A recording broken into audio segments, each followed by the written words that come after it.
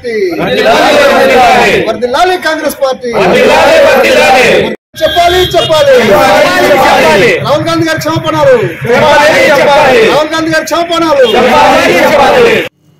రాహుల్ గాంధీపై చేసిన అనుచిత వ్యాఖ్యలు తక్షణమే వెనక్కి తీసుకోవాలని కాంగ్రెస్ పార్టీ శ్రేణులు ఆందోళన చేశారు.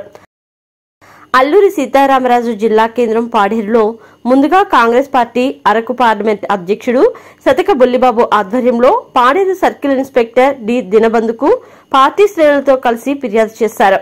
అనంతరం మీడియాతో మాట్లాడుతూ రాహుల్ గాంధీపై చేసిన అనుచిత వ్యాఖ్యలు తక్షణమే వెనక్కి తీసుకోవాలని బహిరంగ క్షమాపణలు చెప్పాలని డిమాండ్ చేశారు. అందరికీ నమస్కారం.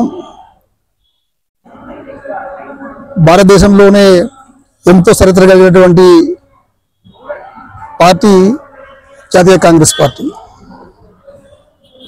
స్వతంత్ర ఉద్యమంలో కూడా ప్రాణదానాలు చేసినటువంటి చరిత్ర కాంగ్రెస్ పార్టీకి ఉంది. మరి ఆ చరిత్ర తెలుసుకోకుండా ఈరోజు కేవలం ఒక నియంత్ర ప్రభుత్వంలో నియంత్రిత పోకడలతో ఈరోజు కాంగ్రెస్ పార్టీ నాయకుల్ని కించపరుస్తూ ముఖ్యంగా మా ప్రియతమైనటువంటి రాహుల్ గాంధీ గారికి చేసినటువంటి బీజేపీ శివసేన నాయకులు చేసినటువంటి మాటల్ని మేము తీవ్రంగా వ్యతిరేకిస్తున్నాం. ఖచ్చితంగా దీనికి దేశవ్యాప్తంగా ఈరోజు మరి ర్యాలీలు ధర్నాలు జరుగుతుంది. అలాగే మా కాంగ్రెస్ పార్టీ ఆంధ్రప్రదేశ్ రాష్ట్ర సభ్యులైనటువంటి శర్మిలారెడ్డి ఆదేశాల మేరకు ఈరోజు మేము పార్టీలో కూడా ఈరోజు మరి నాతో పాటు అరకు ఇన్ఛార్జ్ అయినటువంటి శెట్టి గంగాధర స్వామి గారితో కలిసి ఈరోజు మేము ఇప్పుడు పోలీసు వారికి మరి ఫిర్యాదు చేసి మీడియా ముందుకు వచ్చాం.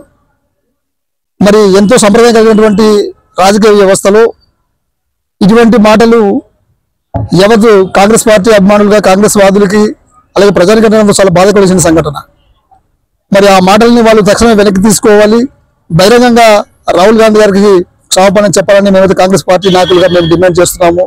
లేని ఎడల ఖచ్చితంగా మేము కూడా దానికి ధీటుగానే కాంగ్రెస్ పార్టీని బలోపేతం చేసి మరి మేము కూడా మాటలు ఎవరి సొత్తు కాదు.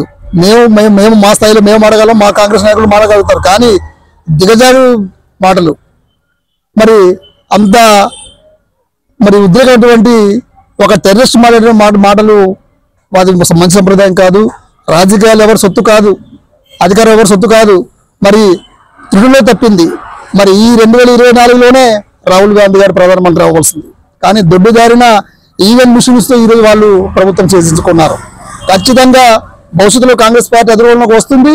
ఖచ్చితంగా మేము కూడా మరి రాజకీయాలతో ప్రజలకి ఈరోజు సుపరిపాలన అందించాలంటే కేవలం కాంగ్రెస్ పార్టీకే సాధ్యమని మనకు అందరికీ తెలుసు.